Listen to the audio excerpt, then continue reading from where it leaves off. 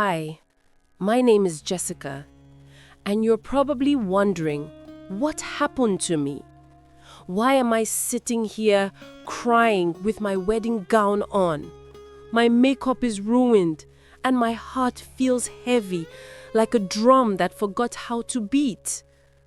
Well, today was supposed to be my happiest day, the day I finally walked down the aisle. But instead, I'm here, broken, confused, and scared. I try to wipe my tears, but the memories keep coming back. His laughter, his words, the way he used to look at me. Fred wasn't just my fiancé. He was my first love, my best friend, the father and brother I never had. We shared everything together, joy, pain, and dreams. Now, he's the reason my world is standing still. Then, my phone buzzed.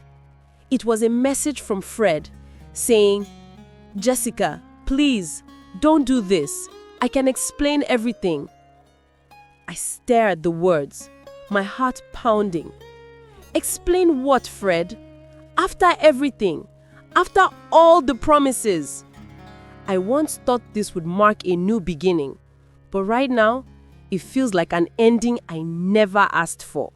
It all started that rainy morning. The rain was falling gently, tapping on the zinc roof like little fingers playing a drum. The air smelled of wet sand and fried plantain. Mama had just finished selling the last pack of her plantain chips at the market, and I was walking back home with an empty basket on my head. My slippers made soft splashes as I walked through the muddy road.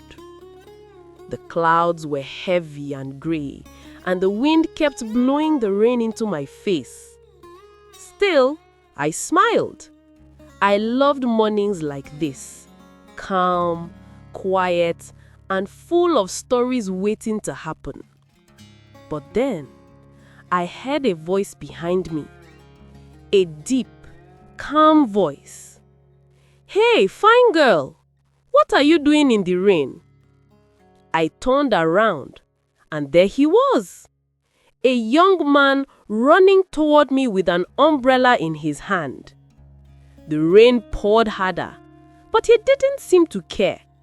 His shirt clung to his chest, his shoes soaked, yet he kept running, smiling. When he finally reached me, he held the umbrella over my head, breathing heavily. "Sorry," he said, laughing softly. "I saw you walking under the rain and thought you might need help." For a moment, I couldn't speak. His eyes were bright, the kind that smiled even before his lips did. The rain kept falling around us, but under that umbrella, it felt like time stopped. "Thank you," I whispered. He nodded, still smiling. "You shouldn't be walking alone in the rain. I'm Fred, by the way." I remember smiling shyly, water dripping from my hair. "I'm Jessica," I replied to him. He looked at the basket in my hand. "Wait, is that plantain chips?"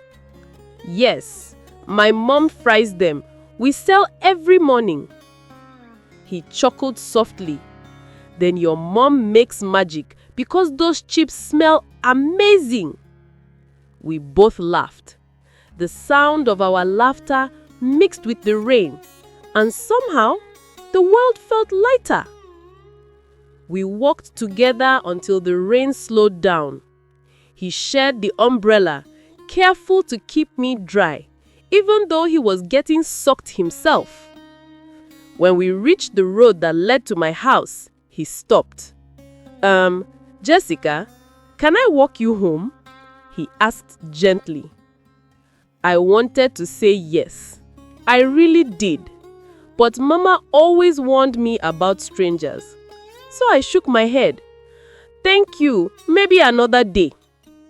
He smiled again, that same gentle smile that would later follow me everywhere, in my dreams, in my thoughts, in my heart. "I will wait for that day," he said, stepping back as I waved goodbye. I walked away, not knowing that one simple act of kindness under a small umbrella would change my life forever. Time moved so fast, I could hardly believe it. Fred was once a quiet boy who covered me with an umbrella. And before I knew it, he had become the center of my world. My bestie, my best friend, and my lover. We were only 17 and 18 years old, young and innocent. Every morning, he waits by the school gate, smiling with that calm, gentle face. When boys in class laughed at my old shoes, Fred stood up for me. "Leave her alone," he said once, his voice firm but calm. I remember how my heart raced that day. Fred made everything feel easy. He helped me with homework, taught me how to read big English words, and never lost patience when I got things wrong. We often sat under the mango tree behind the school, the breeze soft and sweet, our books open, but our minds lost in laughter. On weekends, he came to visit Mama. She liked him a lot. She always said, "Jessica, that boy has a clean heart." Sometimes she called him my son, and that made him blush. Fred would help her fetch water or fix the old wooden door. He treated her like she was his own mother. It felt so natural, like we were one small family. One afternoon, Fred brought me a new school bag. It was pink and pretty. I held it close and said, "Fred, this is too much." He smiled softly. "Nothing is too much for you, Jessica." But that evening, I heard something that made my chest feel tight. Fred was on the phone behind the school after lessons. I didn't mean to listen, but his tone caught my attention. "No, Dad," he said, voice low. "She's not like that. Jessica is kind. She's different." Then, silence. "I know she doesn't come from a rich family, but she makes me happy." My legs felt weak. I walked away quietly, pretending I didn't hear anything. But from that day, I noticed small things. His fancy wristwatch, the shiny car that sometimes dropped him at school, the expensive perfume he wore. Fred never talked about it, and I never asked. Maybe I was scared of the answer. Still, we grew closer. We talked about the future, our dreams, and how we would make Mama proud. But deep inside me, a small voice kept whispering. "I should have known," I said to myself that night, staring at the moonlight through my window. Love from two different worlds rarely ends well. One quiet Tuesday morning, I was on my way to Mama's store when my phone rang. It was Fred's friend, Victor. His voice was shaking.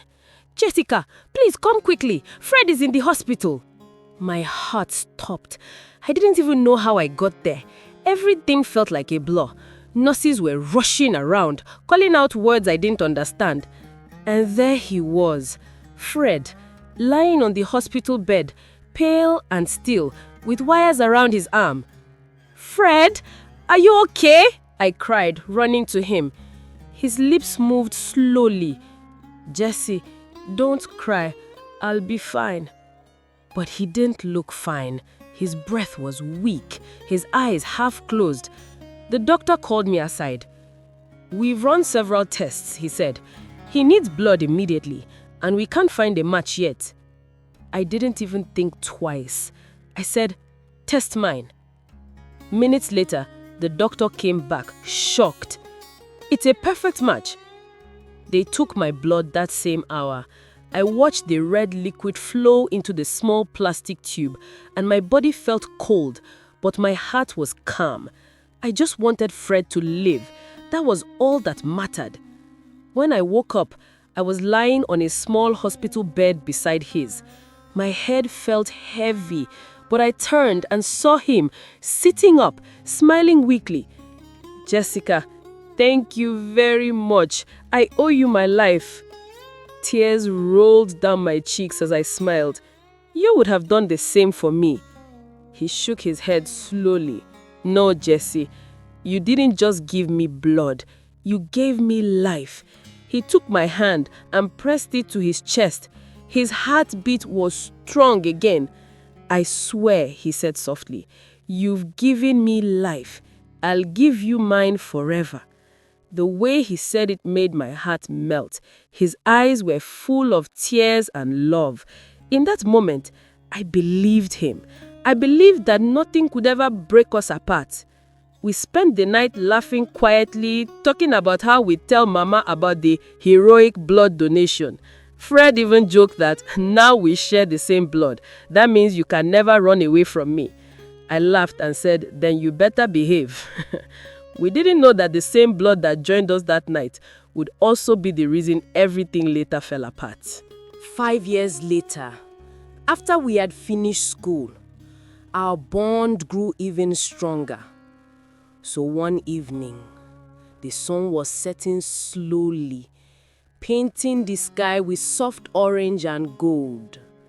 Fred had asked me to meet him at the garden where we first shared roasted corn years ago. I thought it was just another evening walk, but when I got there, I saw candles, flowers, and a small cake on the table. He stood there in a white shirt, smiling nervously. Jessie, he said softly, you've stood by me through everything. You gave me life when I almost lost mine. Will you marry me? For a second, I couldn't speak. My hands covered my mouth as tears filled my eyes. Yes, Fred, 1,000 times yes, I said. He slipped a small silver ring on my finger, and we both laughed, holding each other tightly. I thought it was the beginning of forever. But forever came too soon. 2 weeks later, his parents came to visit. I was so excited to meet them. Mama cooked her best soup and I wore my nicest dress. I wanted to make them proud. But the moment they saw me, the air changed. His mother's smile disappeared. His father frowned deeply. Fred, his father said sharply, is this the girl? Fred looked down. Yes, Daddy. His mother shook her head slowly. No, this cannot be. She's not from our kind of people. How can you even think of this? I froze. I tried to smile, tried to greet them again, but her words felt like sharp ice on my skin. She's an outcast, his father said quietly. You can't bring her into our family. Fred didn't say a word. He just stood there silent, looking at the floor. I waited for him to speak, to defend me, to say something, anything. But he said nothing. After they left, he tried to hold my hand, but I pulled away. Why didn't you say something, Fred? I asked, tears streaming down my face. He just sighed. Jessica, please, I'll fix this. But days passed. Then weeks. His calls stopped. His visits ended. He slowly disappeared completely. One afternoon, my friend Anita ran to Mama's store, panting hard. Jessie, I didn't want to tell you this, but Fred, he's engaged to someone else. I felt my knees grow weak. The world around me went silent. I fell to the ground, right there beside Mama's stall, holding my ring tightly. And for the first time since I met Fred, my heart broke. Days turned into weeks and weeks into months, but the pain never left. Every morning I woke up hoping it was all a dream, that Fred would walk through the door smiling, saying, Josie, I'm sorry. But that day never came. I stopped going to Mama's stall. The sound of laughter from outside made my chest ache. I couldn't bear to see people happy when my whole world had fallen apart. My clothes became loose. Food lost its taste. Even the smell of ripe plantain, my favorite, made me sick. Mama would sit beside my bed every evening, touching my head gently. "Jessica, my daughter," she would whisper, her voice shaking. "You can't keep doing this to yourself. Please eat something." But I would only turn away and whisper, "Mama, how do I unlove someone who made me feel like I was the only girl in the world?" At night, I lie awake staring at the ceiling, listening to the sound of rain tapping softly on the roof. That same kind of rain that brought Fred into my life years ago. I cried until my eyes were sore. I wanted to forget him, but every part of me, my memories, my heart, my soul remembered him too clearly. My friends visited. They brought gifts, food, even jokes, but nothing could fix the emptiness inside me. Sometimes I sat by the window for hours, holding the engagement ring he gave me, crying, "Why did you leave me, Fred?" One evening, I felt too weak to move. The room spun around me. Mama rushed in and held me as I struggled to breathe. "Josie, please stay with me, my child," she cried, shaking me. Her voice echoed in my ears, but I couldn't respond. My body felt heavy, my vision blurred. The last thing I heard before everything went dark was Mama's trembling voice calling for help. And in that darkness, I wondered silently, maybe this is easier. Maybe I'll finally stop feeling this pain. But fate had other plans for me. It had been 3 long months since I left the hospital, and since Fred abandoned me. My body was getting stronger, but my heart still felt broken in tiny pieces. Mama kept saying time would heal me, but every time I heard Fred's name mentioned by anyone in the village, my chest tightened like a rope around my heart. One bright afternoon, I sat quietly beside Mama's plantain chip stall, fanning the smoke from the frying pan. The golden slices sizzled in the oil, filling the air with that sweet, warm smell everyone loved. For the first time in a while, I smiled faintly. Maybe I was finally learning how to breathe again. Then out of nowhere, I heard the loud hum of a car engine. Not the kind of cars that usually drove through our dusty street. This one shone so bright, it looked like fire under the sun. A red Range Rover, Evoque, latex edition. I had never seen anything like it before. Everyone stopped to stare as it slowed down near our store. The window rolled down and a man stepped out, tall, fair, and clean-shaven, with kind eyes that seemed to notice everything. He wore a white shirt and soft smile. "Good afternoon, Ma." He greeted Mama respectfully. His voice was deep and calm. "Can I get some of those plantain chips?" Mama laughed softly. "Ah, fine doctor. You came to my small stall today, eh? You like it?" He chuckled. "Thank you, Mama." When he turned to me, our eyes met, and for a second I froze. His gaze wasn't like Fred's. It wasn't full of fire or passion. It was peaceful, almost healing. "Hi, I'm Mike. You must be Jessica. Your mom talks about you a lot." I looked away shyly. "She does?" "Yes," he replied with a smile. "She said you make the best plantain chips in this village." I couldn't help but laugh a little. Mama winked from behind the pan, clearly enjoying the moment. After paying, he said, "Can I take you somewhere? The sun is too hot for a pretty lady to be walking under." I hesitated. My heart warned me to be careful. I wasn't ready for anything love. But something about his voice felt safe, like shade after a long walk in the sun. So I nodded slowly and got into his car. Days turned into weeks, and somehow Mike became a part of our daily life. Every morning, his red Range Rover would stop by the store, the sound of its engine now familiar, almost comforting.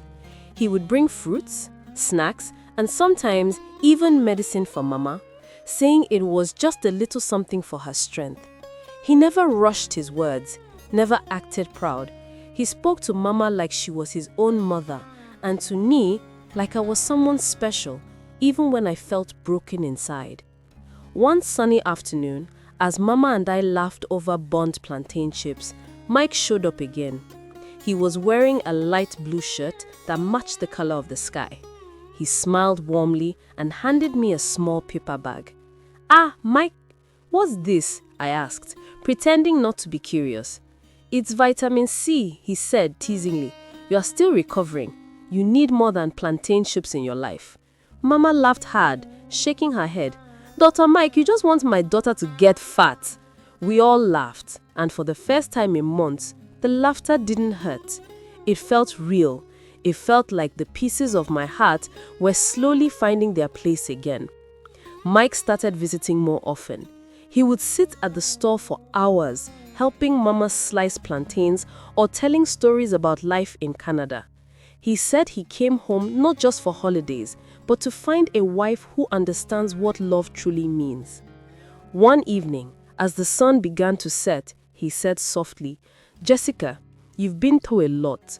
I know I can't erase your past, but I would like to be part of your tomorrow." My heart skipped. I looked down, trying to hide the tears forming in my eyes. He continued, "Next week, I would like to come with my people for the marriage introduction. I want to meet your uncles properly." For a moment, I couldn't breathe. My fingers trembled as I held the knife I was using to peel plantains. My mind went blank. Fred's face flashed before my eyes. His smile, his promises, the ring he gave me. I swallowed hard and forced a smile at Mike. That night, when everyone had gone to bed, I sat quietly by the window, holding Fred's old photo, the same one I had tried to throw away so many times, but couldn't. The moonlight touched his face in the picture, and I whispered to myself, "Can I really love again?" It was a quiet night. The air felt heavy, like it was holding its breath. I lay on my bed, scrolling through my phone, when suddenly it rang. The name on the screen made my heart stop. It was Fred, my ex-boyfriend. My hands shook. My chest began to pound. I just stared at the name, frozen. Memories rushed back. His smile, his touch, his voice the day he walked away. I ignored the call and threw the phone on the bed like it was fire. "Why now?" I whispered. "After all this time, why now?" For days, I tried to forget. I helped Mama, I smiled with Mike, and even looked at wedding dresses. But peace refused to come. Fred's name was everywhere. In my dreams, in the wind, even in silence. Then one afternoon, walking back from the market, I heard a soft voice behind me. Jessica, please wait." I froze. That voice, I know it too well. Slowly, I turned. It was Fred, but he looked different. Thinner, tired. His eyes red, like he had been crying for days. When he smiled, I saw pain hiding behind it. "Jessica," he said again, taking a step closer. "I know I don't deserve to talk to you, but please, listen." My lips trembled. "Fred, why are you here?" He took a deep breath. His voice was shaking. "I made the biggest mistake of my life. My parents lied to me. They said you were not good enough, that you would bring shame. I believed them." He looked down, tears in his eyes. "I was foolish. I lost the only woman who truly loved me." He stepped closer, voice trembling. "Jesse, I never stopped loving you, not for a single day." I wanted to walk away, but my legs wouldn't move. Seeing him like that broke something in me. All the anger, pain, and love inside me began to fight each other. Then, Fred fell to his knees right there in the middle of the road. "Please, Jesse," he said softly, tears falling. "Forgive me, please. I'll do anything to make it right." I looked down at him, the man who once broke my heart, now begging to be healed by the same heart he shattered. And I didn't know whether to cry, run, or hold him. Since that day Fred showed up again, my heart had not known peace. I tried to stay away, I really did. But his voice kept echoing in my head. "I never stopped loving you." A few nights later, I heard a soft knock on my window. At first, I thought I was dreaming. But when I pulled the curtain slightly, there he was, Fred, standing in the dark.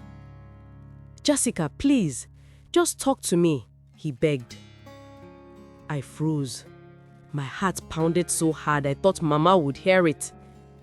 Against my better judgment, I opened the window a little. "Fred, you can't be here," I said softly. "I don't want anyone to see you." "I don't care," he replied, his voice breaking. "I just need to see you. I can't sleep. I can't eat. Jesse, you are the only thing keeping me alive." His words felt like fire and ice all at once, dangerous yet familiar. I wanted to be strong, but tears filled my eyes. He reached through the window and held my hand gently. "I'll never forgive myself if you marry someone else. If you leave me again, I will end it all. I will take my life." I pulled my hand back, trembling. "Don't say that, Fred, please. You can't talk like that." He nodded weakly, his eyes red. "Then don't marry him. Just give me one more chance." That night, I didn't sleep. Every time I closed my eyes, I saw Fred, broken, desperate, alone. But things began to change quickly. Mike started noticing my mood swings, how I smiled less, how I avoided his calls sometimes. "Jessica," he said one afternoon, holding my hand gently, "are you okay?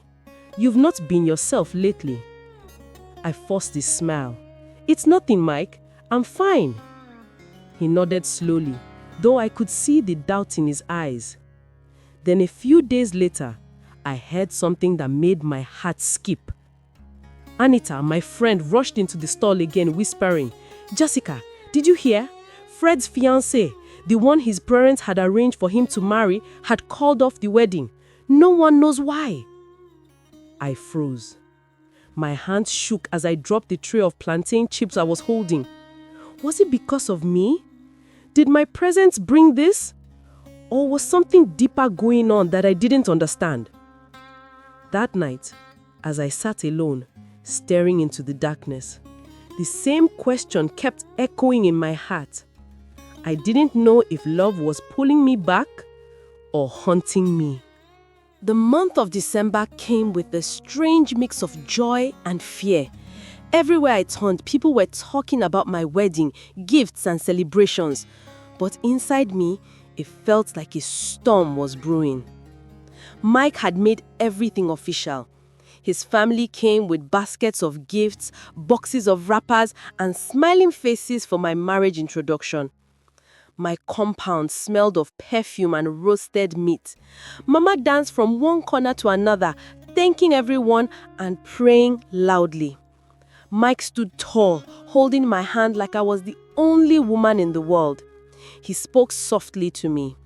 Jessica, I told you I don't play with what I love. This December will be ours. His words should have made me happy. And for a moment, they did. But later that night, while I was packing some gift into a box, my phone beeped. A short message. It was from Fred. He wrote, "Guess what, Jessie? My parents finally agreed. They approved the marriage. Please don't say no." My hand started shaking. I sat down on the floor, staring at the message until my eyes ached. The same week Mike was planning our marriage, Fred was also asking for another chance. The next day, I saw Fred standing outside my gate. He looked different, more serious, yet soft in the eyes. He smiled sadly and said, "I spoke to my mother. She said I can bring you home. I want to fix everything. Let me do it right this time." My heart pounded. His voice sounded like the past calling my name. Then he did something unexpected. He went down on one knee, right there on the dusty road, and pulled out a ring and tried to propose again. People nearby gasped. My mouth went dry. That same evening, Mike's mother called to say the tailors had started sewing my wedding outfit.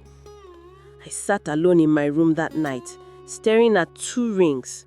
One from a man who helped me heal, and one from a man who broke me but now wanted to make me whole again. My heart felt heavy, torn between peace and confusion. That night, I couldn't sleep. The room was quiet, but my mind was loud. Every time I closed my eyes, I heard their voices. Fred's soft whisper calling my name, and Mike's deep, calm tone telling me, "You are safe with me." The moonlight fell gently through my window, drawing silver lines on my wall. I turned and turned on my bed, pressing the pillow to my chest, wishing it could stop the noise inside me. At some point, I must have slept off, because suddenly I was standing in the rain again. The same rainy day I met Fred. He was smiling, holding an umbrella, his eyes full of promises I once believed in. Then the scene changed.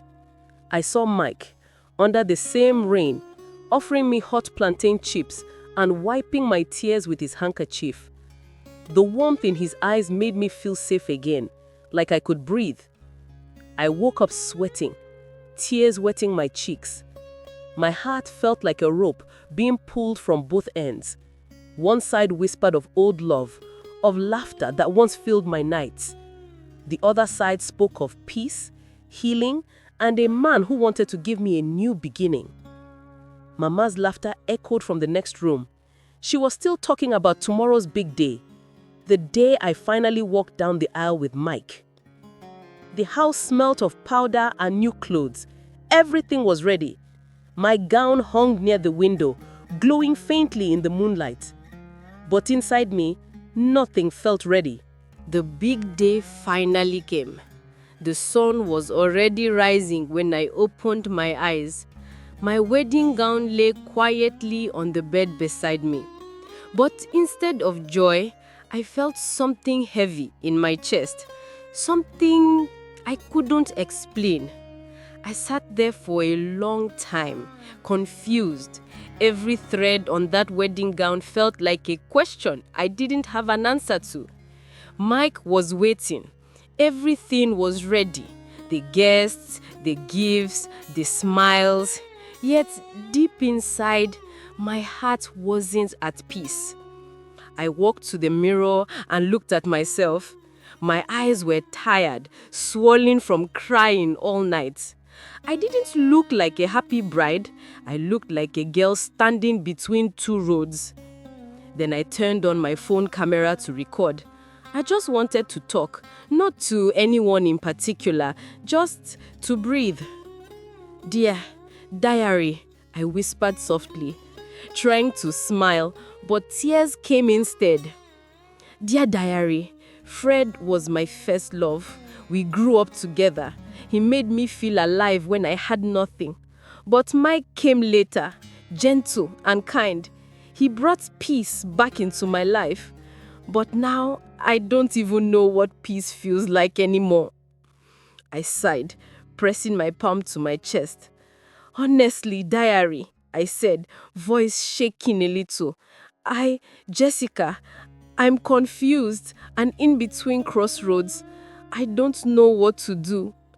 I looked straight into the camera, tears still streaming down my face. And to anyone who's watching this video now, please let me know in the comment section. Should I cancel my marriage with Mike and go back to my ex, Fred? I mean, I love both men so much, but something about Fred couldn't let me sleep. He is my first love. What should I do, please?